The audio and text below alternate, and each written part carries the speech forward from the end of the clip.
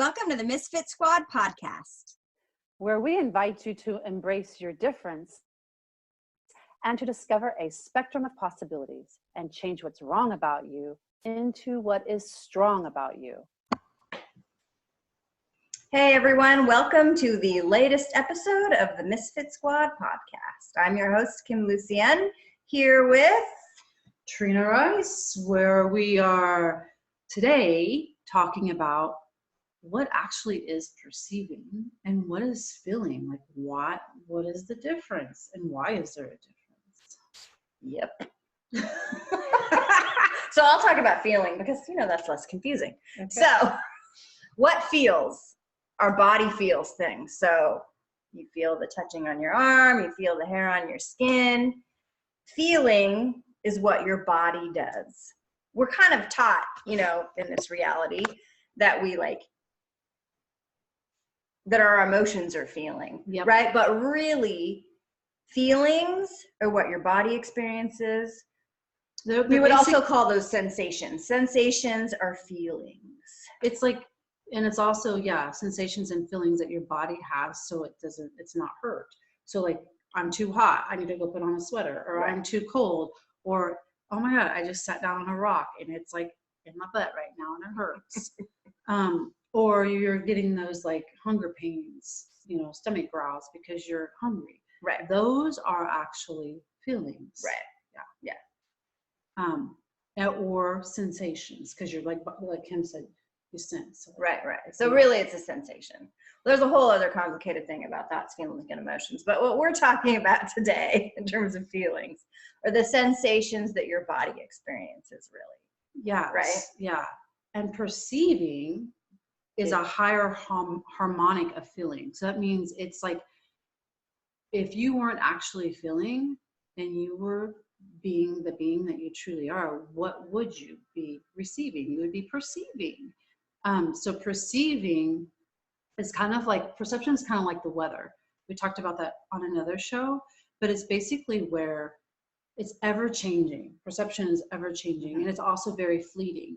So like in this second, in this moment, you may have a whisper or a perception of something, and then it can also change again, just like the weather, or like that soft, cool breeze. It might be a cool breeze, and another time it might be a gust of hot air, or it could be walking out and perceiving the wind, and it actually feels like ice cubes in your nose hairs.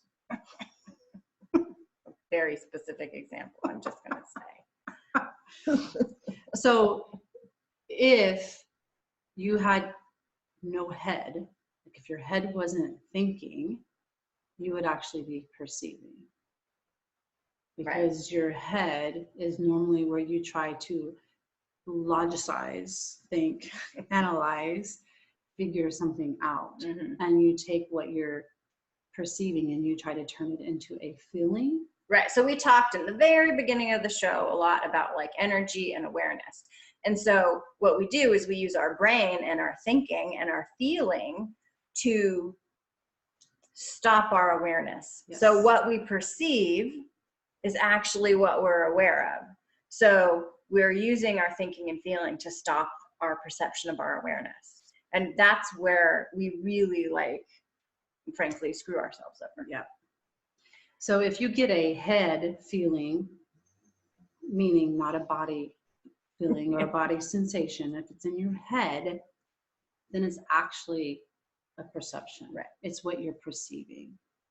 So what am I perceiving here? What am I aware of here? What energies am I aware of? Right. What do I know about this? What do I know here? Yes.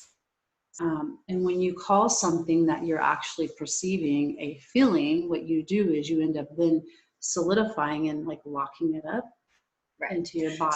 So some of you may not know, we actually can store energy and emotion. And when I say store, I mean lock it in our body and screw ourselves up. That's a good story. Can I have a story like that? So, for example, this is a sort of whatever. Here's an example. So of the way that we can lock things in our bodies, and it happens lots of ways. But for example, if let's say you're at a funeral and every single, like 20 people in a row come by and they tap you in the same spot and they say, oh, I'm so sorry for your loss. Well, guess what? Next week, when someone in a totally random situation happens to come up and touch you in that spot, instantaneously, you feel like you felt. You're having the emotions. Your body feels the way it felt when you were in all that sadness, right? And that grief, when you were standing in that receiving line. That's a great example of how we can lock stuff like physically in our body. Yep. So then let's, like, that's one example about why we care, because we don't want to do that. Well, right? and another unintentionally, especially. Yeah. And another great example is like the reason we're talking about the difference between perceiving and feeling is like, so you can actually start to be more aware of the energies and your awareness around you.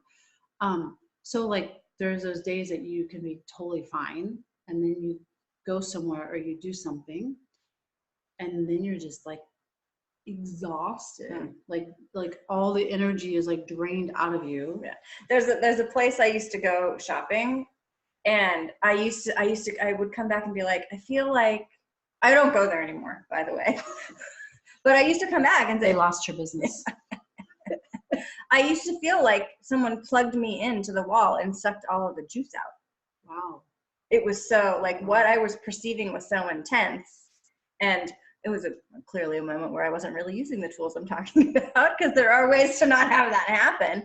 But also, sometimes the easy answer is to be aware and then to not choose to go to that place, right? Because I could have used tools and blah, blah, blah, blah, blah, and, you know, maybe it wouldn't have been like that. But it was also a really interesting experience to feel like that and have those sensations in my body and then go home and be like, what was that and what's going on? And, you know, like, so that's what all of this is about, is you really can sort of start to figure out like stuff like that happens and what was that. And yeah. So like, and another great like example would be like, or you get a headache or you feel like you have a headache, like you're actually having a feeling in your body that your head is actually pounding. So that's like a feeling. But even though that you're actually feeling that, it's also great to ask, what am I perceiving? mm-hmm.